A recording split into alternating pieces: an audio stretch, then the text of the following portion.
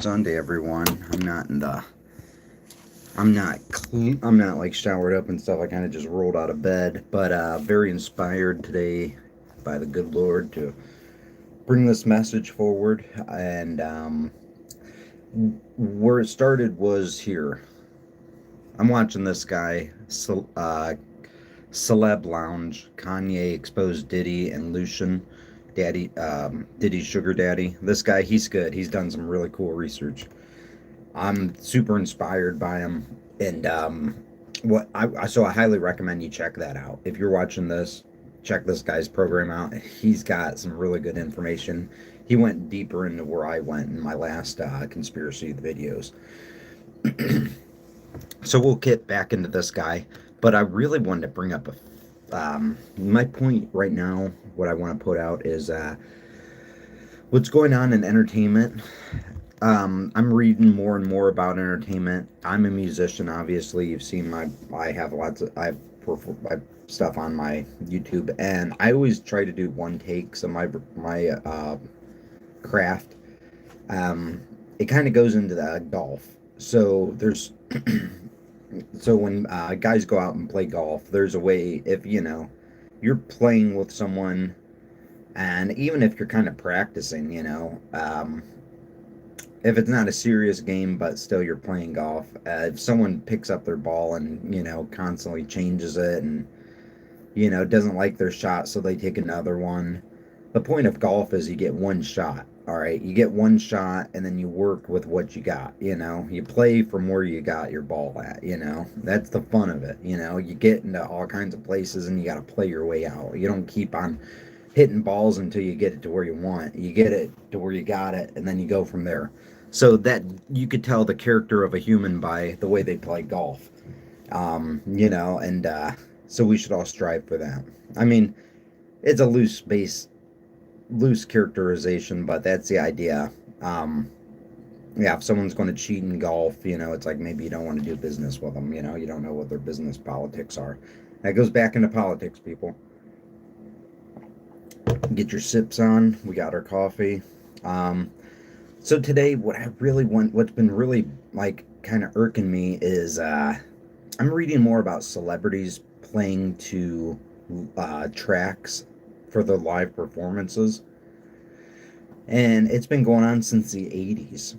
At least. I mean, it's ridiculous. I get it. When you're doing like a show like Saturday Night Live or something, it would be best if you just did it right, played authentically. But a lot of music doesn't sound good. A lot of popular music does not sound good when it's live because it's highly produced. So, really good music's made live. You jam on really good music, you jam on it, it sounds good live, and then you can capture it into the recording studio. But what's going on now is there's just so much heavy production that these songs take months to even produce. So these songs take months to produce, and then and it's just layering and whatever. So, anyways, my main thing was the idea is that here's the main idea. You go from here. The kids and the people watch TV and they watch these entertainers, and it's all deception in the music and entertainment industry, in the show business. It's all deception. It's all deception. And so people are thinking they're learning the real stuff, and they're pretty much using what they see on TV as a measuring stick and going out into reality and using that measuring stick, and it's not working. No one can stand up to those characters, you know what I mean? If you try to measure someone from a TV, yeah, they're comparing real life to entertainment, and it's just not going to add up ever, and people are always going to be short. So the age we want to get into is we want to get into an age of quality where people are actually like, can tell what, are there's full disclosure on, the deceptions, because it's just, yeah, a lot of people have been operating in the deceptions. And so one of the things is the music industry playing to tracks, backing tracks. What got me onto this, I was learning the Sum 41 song, Fat Lip. And I was like, man, I loved Sum 41 growing up. I watched them all the time, or I listened to them, had their CD. I bought their CD, All Killer No Filler, back in like 2000, and I got it when it was like just out. So it was 6.99 when I bought it, and it was like ridiculously cheap even at that age, at stage. It wasn't a single. Singles, when you buy singles on albums like CDs, they were like $5, because they only had one or two, three songs on it maybe. Then the albums would cost at least $9.99 or 12.99, somewhere around there. 15.99, 16.99. Hell, you could spend up to like 21.99 back in the days on like a box set of like symphony music or something. Probably more now, but so people would where are we at? Um, so yeah, I got into All Killer No Filler by Sum 41. I only paid $6.99 for it. Eventually the album went up to like $10, $11. But I got out on it so early it was like really cheap. And I love the band. I thought they were great. They're from Canada, punk pop band. And I so recently I've been getting back into them, and I was looking up. I wanted to know, well, like, who wrote the song Fat Lip? Do these guys really write their own music like Sum 41? I'm not sure. They look like just like pop princesses up on stage dancing and jumping around, and they look cute and they look fun. Um, but it's like I want to know if they can really write their own music. So I looked it up, and the thing about Google is if you look, you can look up, you can find like this is the thing. If you just modify your search a slight bit, if you vary it, you get a different result. So I wanted to show you some of that real quick. I'm going to come back to this guy, Celeb Lounge. Definitely gonna watch the rest of that, but I wanted to show you some search results that I have from that are fascinating from Sum 41. Let me get this screen set up perfect for you guys. All right, Sum 41 Fat Lip. Yeah, I was probably like 14 when that came out, 13. And so my last program, I was like all about, I was on the hip hop community about the BS and that one. And so this is when I was talking about like the white culture and stuff. I'm just saying majority of white people listen to Sum 41, you know what I mean? There's definitely black people that do it too, but I'm saying all the cultures are dirty, they're lying to us all, but for some reason they're only exposing the black culture and this stuff right now, and I want to help expose the white dirty people because I want to keep it even. I love, you know what I mean? Because I don't think it's fair, that Diddy Glover is being exposed with Usher and stuff.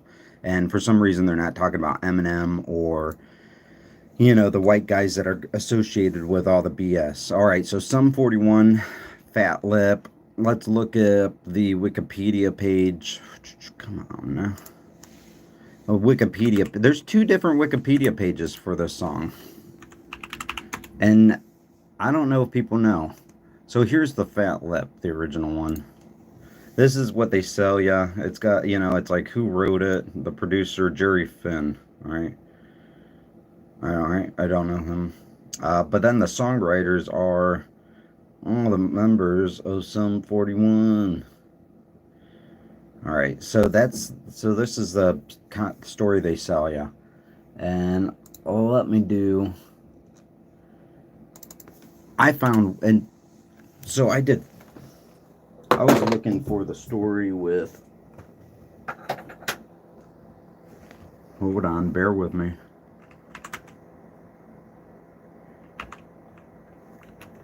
Raine, Maida.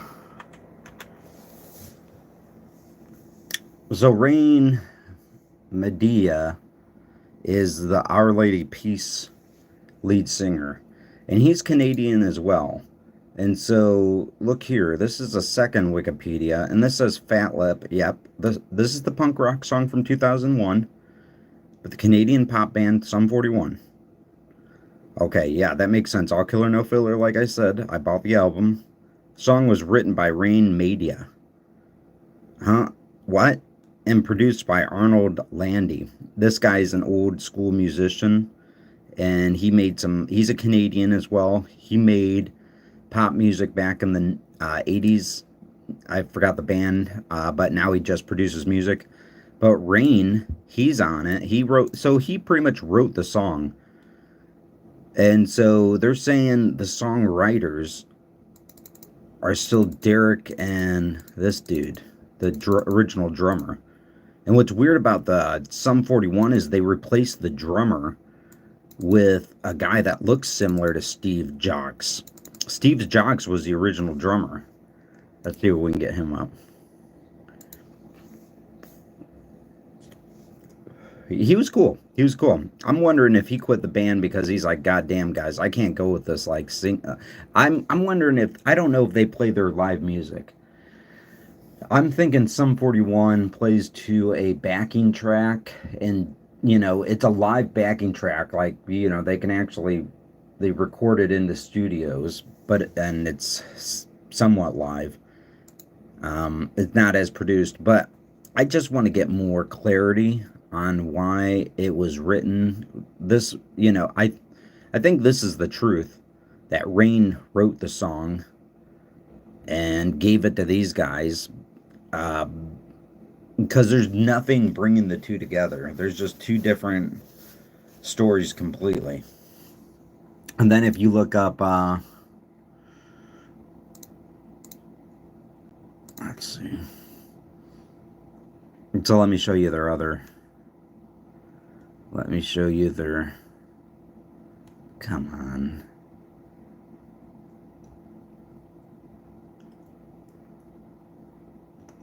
I want to look up their new band, the new drummer. We're dancing all over the place. Come on. They're trying to hide it from me. There is no hiding the information from me.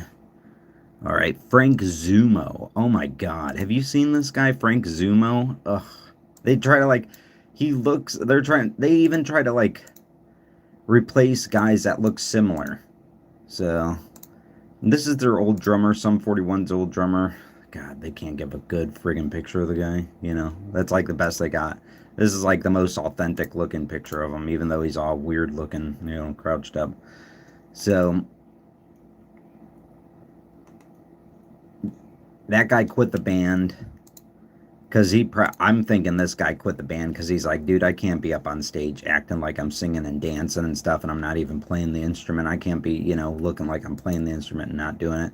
They replaced him with this dude, Frank, that looks similar to him but different. So when I was watching Sum 41, and I was like, dude, the drummer looks different. It's like he looks similar, but something definitely happened. Like, is he on drugs or something? And it's like, no, it's a completely different person. They just, the entertainment industry uses lookalikes all the time. And now that I'm talking about that, I want to talk about Barenaked Ladies. Ladies. The Barenaked Ladies. There was two songwriters in that original band. It was the two main guys, and one of the guys left, and they replaced him with a dude that looks like him. And they're trying to play it off that like it's the same dude, And it's like, I get it, I understand, but it's just like that's the deception of the industry we're working in. Like, these guys will drop out, and they won't tell us that the guys dropped out. They'll just replace them. And I think that's a little disturbing, you know what I mean? And just the tactic to use someone that looks similar is just like, it's very disturbing as well. And so what, I mean, if you're looking at it from the business point of view, it's not disturbing at all. But if, we're humans and we make like emotional connections to like people and organizations and groups and stuff. And so if one of the group members like dies and like moves on and gets replaced, it's like, it's like we have an emotional investment. We're humans. We emotionally invest in things just because we're human. That's our, like, the salt of the earth. That's what we do. We invest emotionally into things. So that's like, so it just when the culture is doing that, when we're connecting to these arts, these entertainments emotionally, and then they're treating it like a business and just dropping things in and out. It's like there's such a juxtaposition between the ideas, and it's like we as like humans watching this entertainment seem like we're just throwing ourselves at the wall.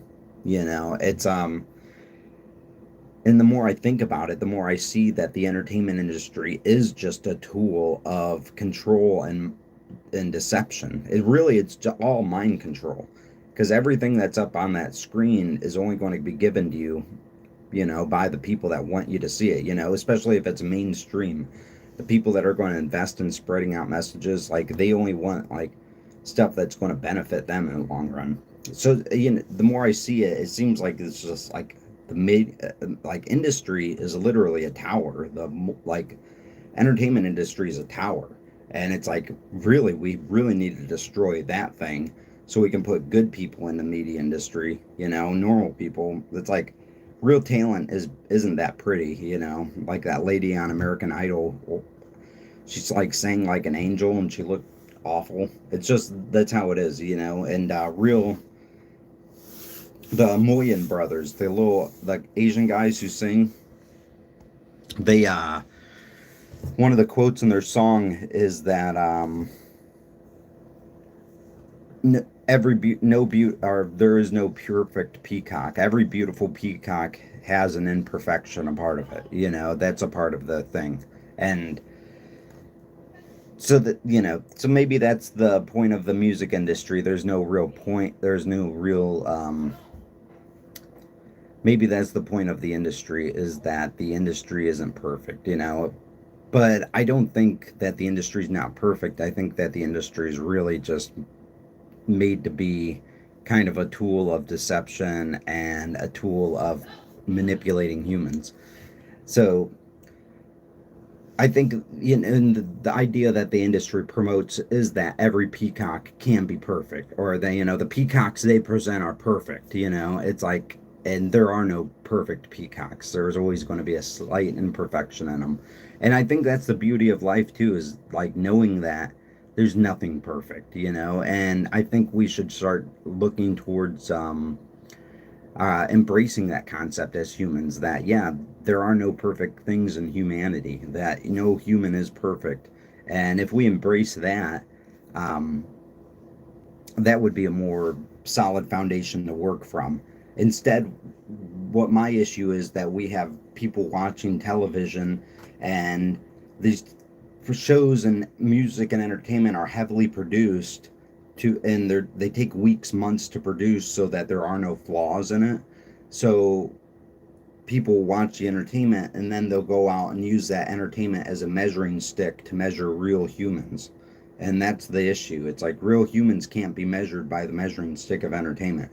And even though we're supposed to make the differentiation, that's not happening, because people, they'll go out and they'll hear someone, they'll be like, oh, that's trash. You know what I mean? It's just like these, like they won't even allow like a seedling to sprout. Now it seems like everyone wants to be hypercritical, and that's because they're being fed information from the mainstream media, which is highly processed data, uh, and they're trying to they're trying to measure organic data against manipulated, built up data. So that's kind of where we're at, and that's the main concept I wanted to show. Who the hell's writing Sum 41's music? Do they write music? I don't know. I honestly don't know. Do they play music? I don't know either. Like, I can't tell. And we need to start worrying about like what musicians are using backing tracks for live music. You know what I mean? I think we should all be, it kind of ruins the whole experience, but I think it's better than deceiving people, people knowing the truth. So that's kind of where I'm at. What I wanted to touch up on. Let's do a quick picture of Barenaked Ladies singer. This damn camera, it goes back and forth between my zoom. I don't understand. You see that? That is so bizarre. I don't get why it does that. It goes back and forth between my fisheye and then just my standard minimum zoom, or my standard focus. All right. clear out all this crap. And let's do Barenaked Ladies. Barenaked Ladies. And let's go to their Wikipedia page. Make it quick. I think, okay, the members. Kevin Neil Heron. Yeah, that's the guy that took over. Okay, this was the original guy. Stephen Page. I don't know they were that drummer. Or no, is a keyboardist. I didn't know they even had one. He was also a member of the trio. Okay, whatever. Okay, so we got Kevin and Steve. So Steve Page was the original Barenaked Ladies second guy, you know. Let's call it the main guy. The main guy, Ed Robertson. Ugh. I mean, this guy, I always felt like he was a creepo, you know. But he was apparently one of the co-founders. Oh, they're Canadian too. Man, these Canadian bands, what the fudge is going on with these weird Canadian bands, dude? Like, what's going on? Like, I want to know. So, yeah, this guy is the original guy. Stephen J. Page. He was the original co-founder with Ed Robertson for the Barenaked Ladies. Something happened. Stephen dropped out, and they replaced him with this Kevin dude. And he looks kind of similar. And these pictures aren't too good, but let's look up a Stephen Page live with the Barenaked Ladies. Come on now. All right, Barenaked Ladies. You would think that would come up.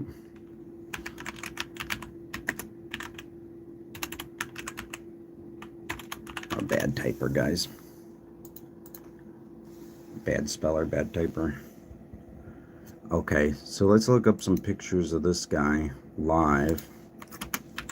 Man, they really manipulate this damn internet. Look at that. They don't want to show anything. They have guys on this thing. Look at here's their past performance. This is when they sat in. He left the band and then he came back and played with them just for this live show. It looks to me like they don't want to show us any of those previous pictures. See, this is how they manipulate the internet. By showing only modern pictures. And you would think that if you put that into Google, like I put in, you know, the dude's name, Barenaked Ladies live, that something would come up. But no, you got to go back to like 1999. Come on. Come on. You got to be that specific, dude. You know what I mean? All right, so let's look at them. And even then, look how it's like it's really difficult to even find any pictures now. They want to bury up everything from the old days. Trying to find a good picture because they tried to replace this dude to make... Look at him. So this is the new singer. This is the new guy. Look how grainy that footage is. They try to make him look just like him. And the guy even gained weight to look like him. There's them old. I told you, I put 19... This is an authentic picture. This is an authentic picture. Well, that's 2017, so actually, maybe not. When did that dude leave the band? Okay. Barenaked Ladies. Oh, come on, dude. On February 2009, announced Page would be leaving the group. So this guy left in 2009, and I'm over here looking at a 2017, thinking this dude, that was, see, look here, here's the data. Copyright 2017, NBC Universal. Look at this dude. This is what happened. They replaced, this is not him. But it looks just like him.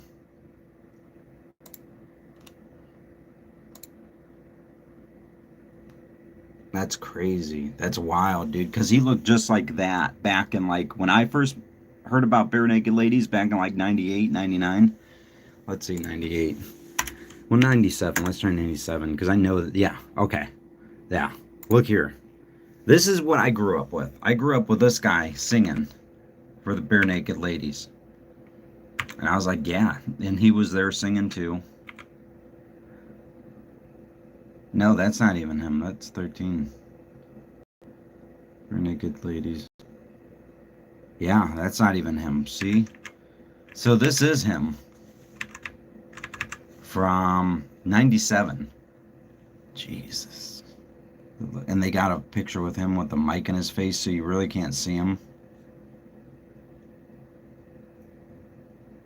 Yeah, they try to cover up all these images from the past. Oh, it's so bizarre. And then what do you gotta like put colons around it? Or I mean,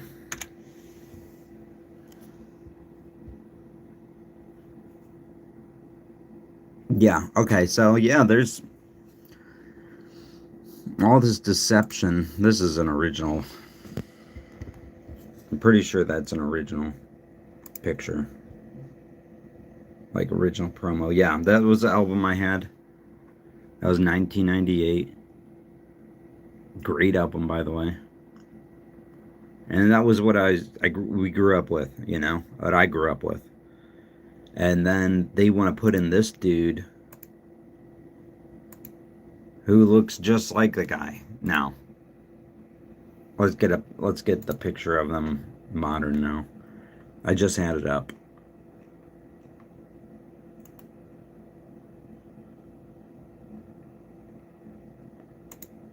All right, I want to open both pictures, and we'll compare them.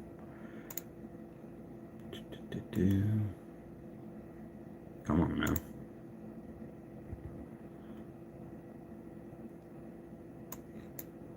Come on. You can do it. Why do I gotta scroll like that, dude? Google. Like, if I want to, like, make my window smaller, y'all need to, like, make that thing, like, fit that small window, dude. Like, that's unacceptable. Alright, so let's see if I can find the picture of the singer now. Yeah. So here's him now. Just had it. Where is it? This guy right here. Alright. See? So that's what we grew up with. Lead singer for Barenaked Ladies, Canadian band. And then in 2009, he left the band. This picture was 1998. Alright? From the band. That's the band we know. This is a more modern picture of the band. Some less people, but look at that guy. They tried to promote him off like he's the same guy. Completely different guy. Steve Page. This is Steve Page right here. The original Steve Page from Barenaked Ladies.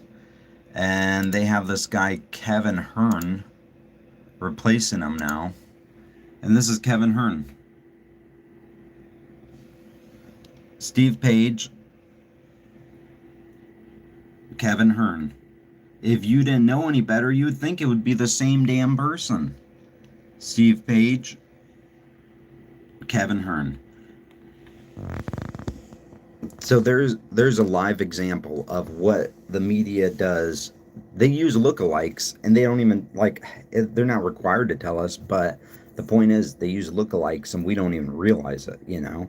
These people are being switched out and replaced, and we're going along and just, you know, it's just being happy with it. When you know, it's like, when you finally find out the real thing going behind it, you know, is that entertainment and stuff seems like it's magic and seems like it has some real energy to it. And then when you start to learn the backgrounds behind it, it's just like, ugh, it's just, you know, everything. Once you start to learn the real truth, you know, honesty about everything and everyone, it becomes a lot less fun and romantic and more real, you know. But that's the thing we should be dealing with, you know. Unfortunately, we want to live in a reality where everything's kind of high fantastical, but we have to realize that we're all just flesh and blood, and we all make shitty decisions every now and then. Not all the time, but that's what we're fighting against. And we all have biases and discriminations as well. It's just a human condition. There's no way to rise above that. I mean, you know, you can act like you can, but especially if you're raised, yeah, pretty much it's just a natural thing to have biases. So anyways, I thought that was a pretty fascinating deep dive into the information, just like who's writing the music. And it's like, who does anyone even care? I think people do care, especially if, people that are fans of the music, they want to know the truth, who's writing it. It's just like, it's because you think they're writing, like some 41, it's like you think they're writing the music. I'm I don't know. Sometimes I think they're playing live, sometimes I think they're playing to a track and they're just kind of up there lip syncing and dancing around and stuff too. So I'm not sure. But we deserve to know, and at least we deserve to know that that is a reality that we could be witnessing. We should, would believe nothing that you see. Hey, how's it going? Hey, how's it going? Woohoo! Hello. So the idea is that with entertainment, believe nothing that you see, or believe nothing you read, and only half of what you see, because even what you see nowadays on TV can be, it's complicated. Yeah. So, yeah, that was pretty much it for the most of my broadcast today. I wanted to bring you just these words. I was felt inspired by the Holy Spirit to bring this to our attention. Um, and so what we want is we want a world with we want a world with honesty and more integrity and quality of life. And so maybe that quality of life might come with a lower standard of quality creature comforts. I think we should all strive for a better world, where we can that's positive. Really, it's for the kids. We want to fix the problems so the kids don't have to face the issues that we had to face. We still want to instill the knowledge of what they had to go through. That's the thing. That's the thing. We want to make the world a better place for the kids. Yet, here's the deal, guys. The kids have to go through the hard stuff to realize the pain. There's a difference, not all of them, but the difference between wisdom and being smart. Being wise is learning from your own mistakes, and being smart is learning from others' mistakes. Unfortunately, experience is the best teacher. So we're in a paradox where we want the best for our children, yet the more we coddle them, the softer they become. So, the environment we have, maybe, uh, a vicious environment where the kids have to kind of learn and fight for survival, it might be the best. I'm not sure. So these are the ideas we're conflicting with. It's the idea of good versus evil and constant, we're making the cutting edge is right now. The present is the most important factor because the present is what builds the future. So don't consider the future, just consider the present. And that's why we need to debate things like this. We need to talk about things like this. It's like, what is the best way to produce future humans? What's the best way that our children will know our information and then build on that instead of just like building on their own information. And because we have to, the idea is to transfer. Profession, I am a content creator and motivational speaker.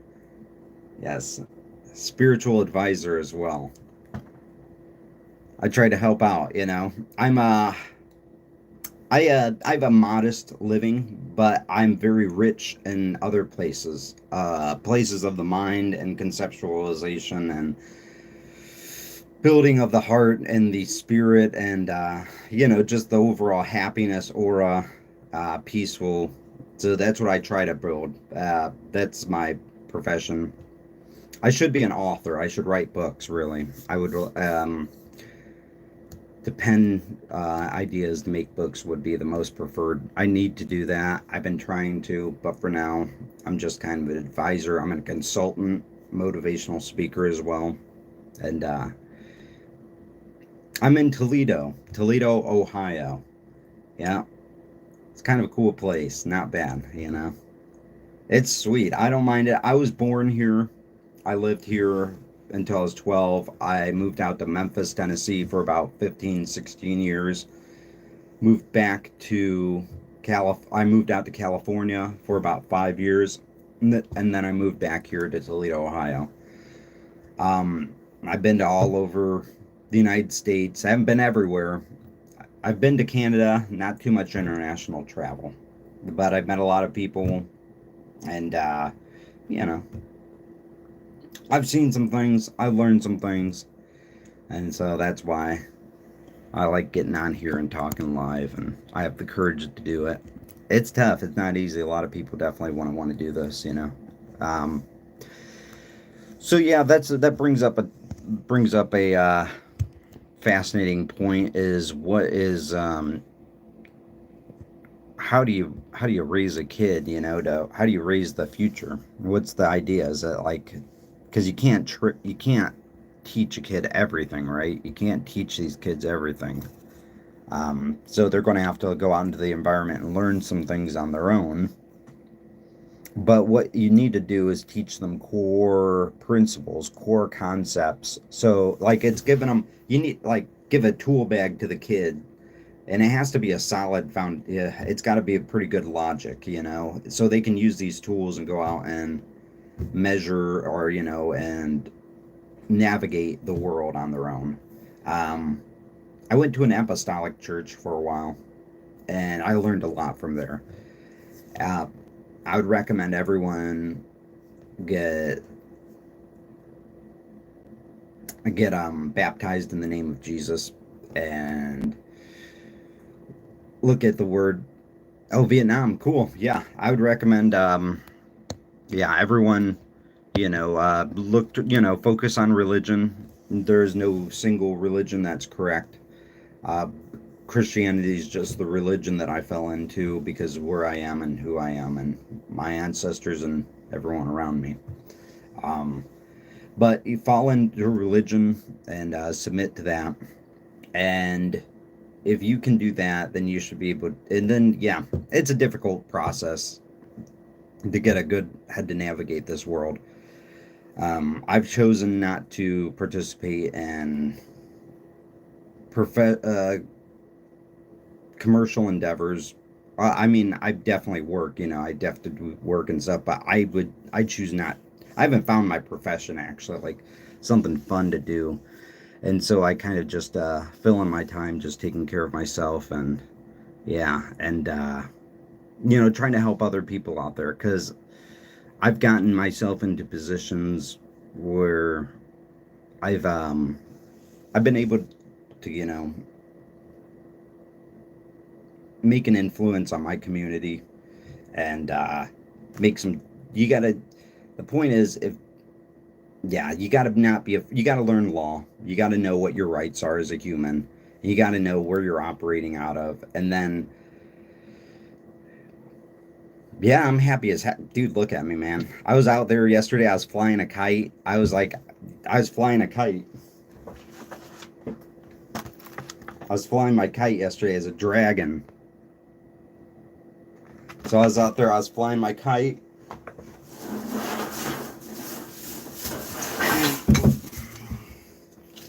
Here's my line. I had it out there 250 yards. I had a kite out above Lake Erie, 250 yards up in the sky. It was intense. But yeah, I'm happy as heck, man. Are you happy? In Vietnam, I couldn't imagine you not being happy because the food's good. You guys get fresh food. You guys get to live in the environment, and yeah, beautiful place. You guys get a little more relaxed living. The United States is hustle and bustle. It's ridiculous. They have you paying taxes all the time. In the United States, it's commercialism runs everything. Commerce, business runs everything. So I'm 36 years old. I'm almost 40 years old. So commerce runs everything. So the way it works is that the businesses want you to grow up before you're actually, The businesses are rushing the children to be consumers instead of being humans. So that's the issue we're facing with here in the United States. And we're trying to change it. It's bad. It's really bad. The big companies have been manipulating the humans of the United States for a long time, the inhabitants. And what the worst part is that the companies also have been promoting negative images of the American people all around the world to make us look like we're crazy and we're all satanic and stuff. And that's not the case at all. What's going on is they've got everyone here in the United States, anyone like the older people especially, they're just invested into the system so much that they can't even speak out against crimes, because if they speak out, there's someone else with uh, you know, dirt on them, or if they speak out, usually they get cut out. So the good people in the United States get like cut out. Yeah, I have a mom. Yep. And so yeah, the good people in the United States usually get cut out. The ones that want, to see change, and because a lot of people don't want their retirement to get messed up. It's all about retirements, and yeah, and unfortunately, everything's connected in the United States. So if you call out one thing, if you see a crime happening in one place, it like pretty much somehow affects everyone's stuff. So if the integrity of the institution is bad, that affects everyone's. Yeah, if you have like a local government where everyone's abusing each other and creating a hostile work environment, um, that creates an issue for everyone. I know it all right. I grew up with it. I'm able to operate. It's not like my dad, he was a redneck from the Appalachian Mountains. So he was considered a hillbilly. And, my parents were not well educated. They had high school educations. And so I could talk all right. You don't want to rely on me for communicating. Like, you don't want me to be a tutor. You want me as a tutor, I don't think. Maybe you do. People have told me that I'm able to communicate effectively, and I'm unable to see some of my gifts, and my negatives too. Like, I'm unable to tell sometimes what my strengths are. So maybe, I don't know. Maybe I might be a good teacher. I do stutter a lot. I use a lot of fillers, and so I'm not the greatest communicator orally, but I have the gusto to make it happen. So, like I said, there are no perfect peacocks out there. With everything, there is always something else. There's always something else. Yeah, there's always going to be an issue, and so we just have to deal with these minor issues for the overall. I don't know Vietnam. Their food is good. I love Vietnamese food. Oh yeah, pho. Ooh, caramelized catfish. I love caramelized catfish. Oh, so good. Spring rolls. I love them. Boba tea. So good. So good. Very good. I love Vietnamese food. And it's in Toledo. We don't have many good Vietnamese options. We do have a Vietnamese family here. I think we have two pho places here in Toledo. We have a Vietnamese place that I've been to. Yeah, we have two of them, and they're family owned. Well, one of them's family owned, actually. The other one's just a regular kind of entrepreneur. We had a really nice faux. The thing with Toledo is the population's only like 250,000 people. And actually, what is Toledo's population?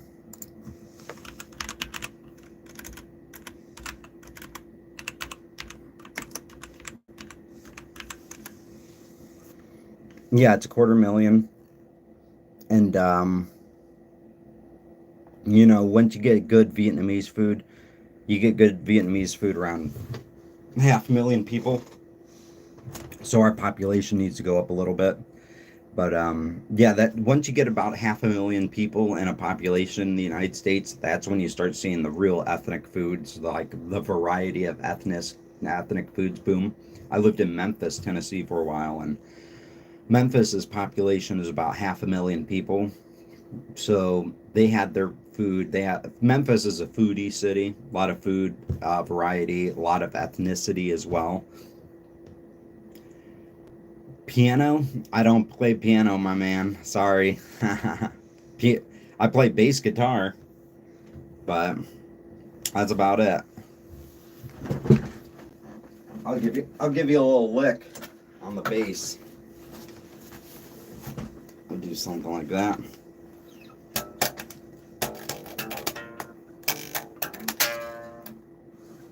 Let's see if we can get.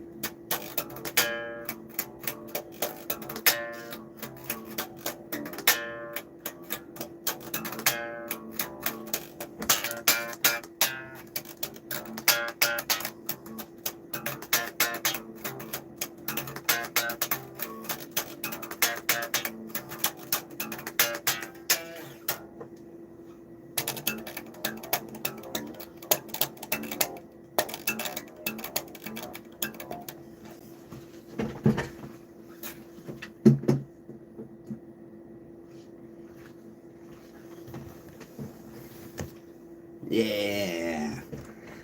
Check out my other stuff. Are you try to subscribe to my channel. I'm really bad about telling people to subscribe and stuff. So, guys, make sure you subscribe and like to my channel. I need to start adding that. I hate telling people to subscribe, but you got to tell people or else they won't do it.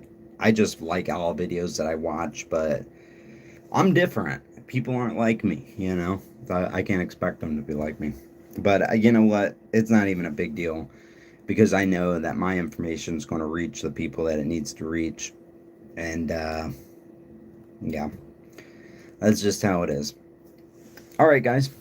I think that's it for today. I'm just going to wrap up, but I appreciate you stopping by.